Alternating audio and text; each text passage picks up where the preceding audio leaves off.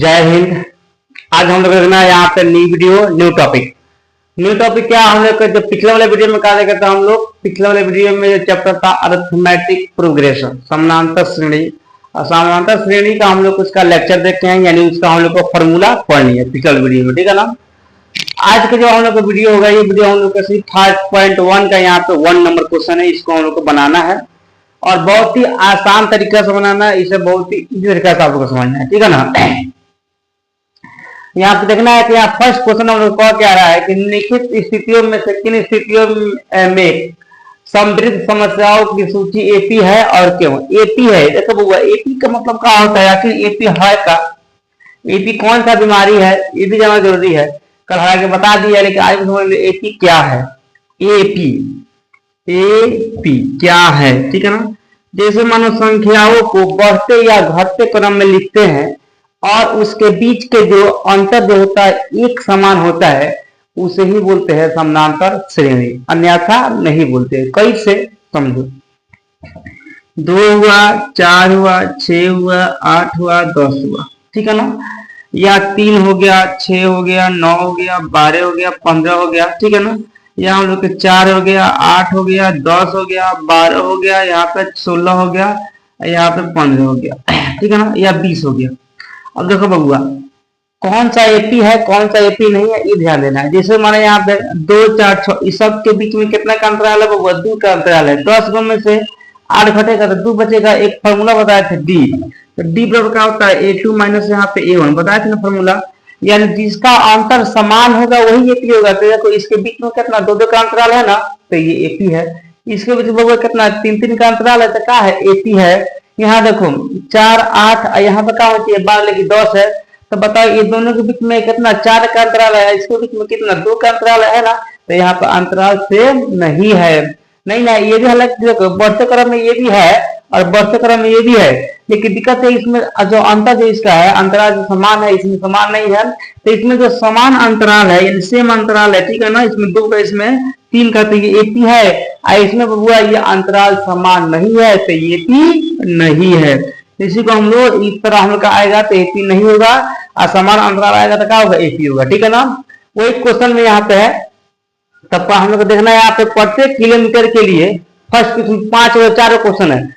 तो किलोमीटर के लिए प्रत्येक किलोमीटर के बाद टैक्सी का किराया, जबकि प्रथम किलोमीटर का किराया 15 रुपया है और प्रत्येक अतिरिक्त किलोमीटर के लिए किराया 8 रुपया है। तो देखना वो कैसे इसको बनेगा। पहले आप देखना सोल्यूशन यहाँ पे मानना है यहाँ पे प्रथम, ठीक है, पहले किलोमीटर के किराया लिखना है यहाँ पे फर्स्ट किलोमीटर का किराया। तो पहली किलोमीटर का किराया राजा कितना दे दिया है किताब में, तो देखो यहाँ पे कितना दिया है प्रथम किलोमीटर का किराया कितना हम लोग के यहाँ पे तो यहाँ प्रथम यहाँ लिखना है यहाँ पर फर्स्ट किलोमीटर हो गया, कितना हम लोग 15 रुपया है, ठीक है ना, 15 रुपया है। अतिरिक्त कितना दे रहा है 8 रुपया। तो यहाँ देखना है यहाँ पर सेकेंड किलोमीटर का किराया, तो सेकेंड किलोमीटर का किराया कितना हो जाएगा हुआ, इसमें कितना हम लोग को 8 जोड़ना है, यदि 8 कितना हो जाएगा 15 को 8 को कितना हो जाएगा हम लोग को 23 हो जाएगा। हमारे यहाँ पर थर्ड किलोमीटर का किराया कितना हो जाएगा 23 में 8 जोड़ना है तो कितना हो जाएगा 23 को 8 को कितना आएगा होगा 23 8 31 आएगा ना। फिर मारा हम लोग के यहाँ पे फोर्थ किलोमीटर का किराया तो कितना जाएगा हम लोग 31 में, यहाँ पे 31 प्लस कितना 8 जोड़ना है तो कितना हम लोग 39 हो जाएगा। फिर मानो यहाँ पे 5th किलोमीटर, ठीक है ना, किलोमीटर का किराया तो कितना जाएगा हम लोग 39 को प्लस यहाँ पे 8 कितना आएगा हम लोग 47 आएगा कि नहीं आएगा। तो इसलिए संख्याओं को पहले यहाँ पर लिखते हैं तो इतना कितना आया है, ठीक है ना, इसलिए यहाँ पर लिखेंगे कितना पहले 15 है, उसके बाद कितना आया है वो 23 आया है, उसके बाद कितना 31 आया है, उसके बाद कितना 39 आया है, उसके बाद कितना 47 आया है।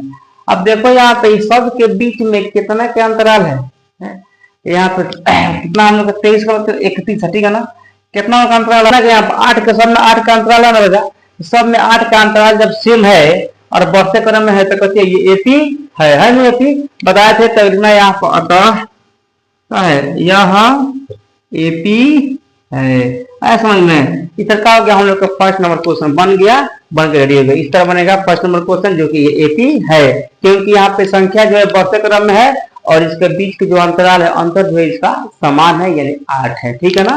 तो ये क्वेश्चन बन गया। अब सेकंड क्वेश्चन रहेंगे हम लोग का नेक्स्ट स्टेज। अब देखेंगे हम लोग का second number question. First number question बहुत ही आसान तरीका से बन गया है। सेकंड यहाँ पे किसी बेलन में उपस्थित हवा की मात्रा जबकि वायु निकलने वाला पंप प्रत्येक बार बेलन की सिर्फ हवा के 1/4 बाहर निकल जाता है। ठीक है ना? अब देखना है यहाँ पे ये कैसे बनेगा। 1/4 बाहर निकल रहा है, ये एपी है कि नहीं है। ठीक है ना? इसका मेन मकसद ये लिखना है यहाँ पे बाहर निकली हवा, बाहर निकली हवा, निकले हवा, बाहर निकले हवा,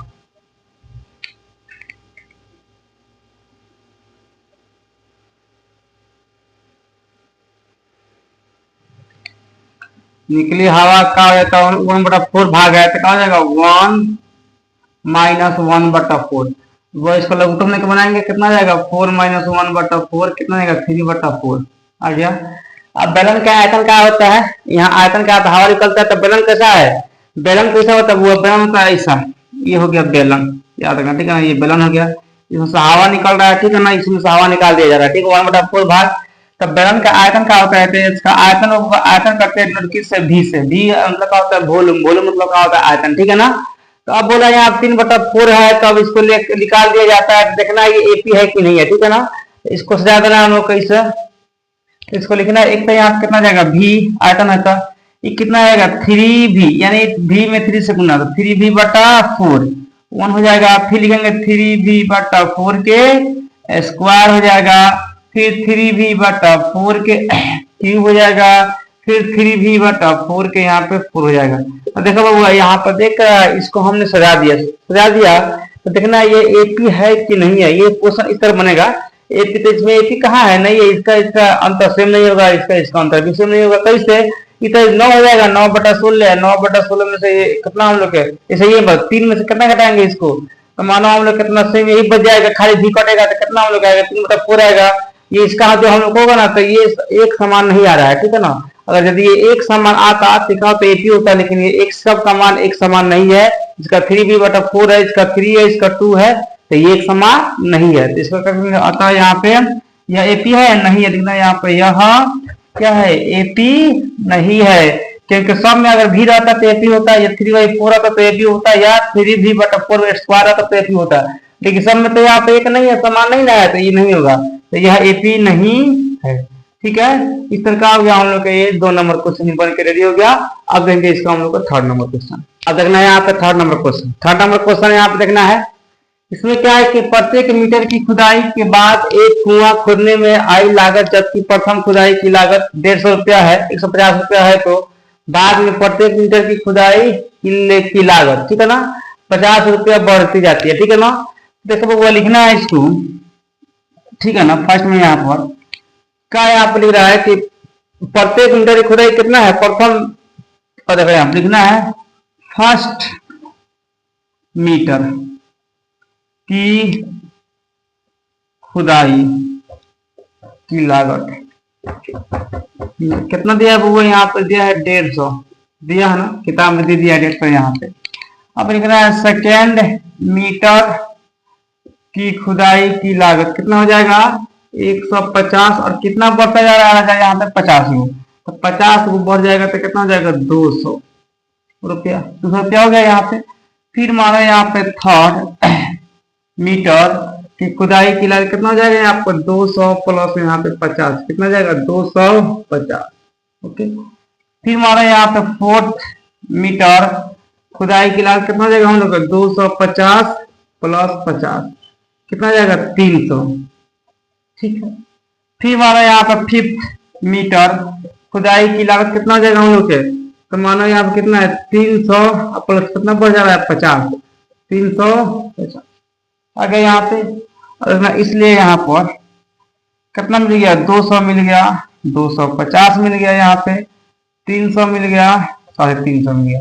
अच्छा ये बताओ भैया यहाँ पे ये देखो बढ़ते क्रम है कि नहीं है, जो है इसका अंतर कितना, सबके 50 है, तो सबके 50% एपी है कि नहीं है, तो यह एपी है। तो लिखना अतः यहाँ पे क्या है, यह एपी है। समझ में, तो हम लोग का ये अर्थमेटिक प्रोग्रेशन हम लोग एपी है, क्योंकि यहाँ पर समान मिला है इसका अंतर और बढ़ते क्रम में लिखा हुआ है। बढ़ते या घटते क्रम में हो लेकिन उसका अगर अंतर समान है तो क्या हम लोग एपी हो जाता है। ठीक है ना, इस तरह का हो गया हम लोग का 3 नंबर क्वेश्चन बन के रेडी हो गया। अब देखेंगे नेक्स्ट क्वेश्चन 4 नंबर, देखिए हम लोग के नेक्स्ट पेज पर। अब देखना हम लोग के यहाँ पे 4 नंबर क्वेश्चन, जो कि एक का हम लोग का 4 लास्ट क्वेश्चन। ठीक है ना, 1 नंबर का लास्ट क्वेश्चन है। यहाँ पे कि खाते में प्रत्येक वर्ष का मिश्र धन कितना हम लोग का है, जबकि यहाँ पर 10,000 रुपया की राशि 8% वार्षिक की दर से चक्रवृद्धि ब्याज पर जमा की जाती है। अब इसका ज्ञात कर देना एपी है कि नहीं। तो चक्रवृद्धि का ब्याज का फॉर्मूला क्या होता है, तो सोल्यूशन यहाँ पर चक्रवृद्धि ब्याज एनसीआई कंपाउंड इंटीजर्स का होता है बराबर पी इंटू 1 प्लस आर बटा 100, ये फॉर्मूला होता है, इंटू यहाँ पे एन।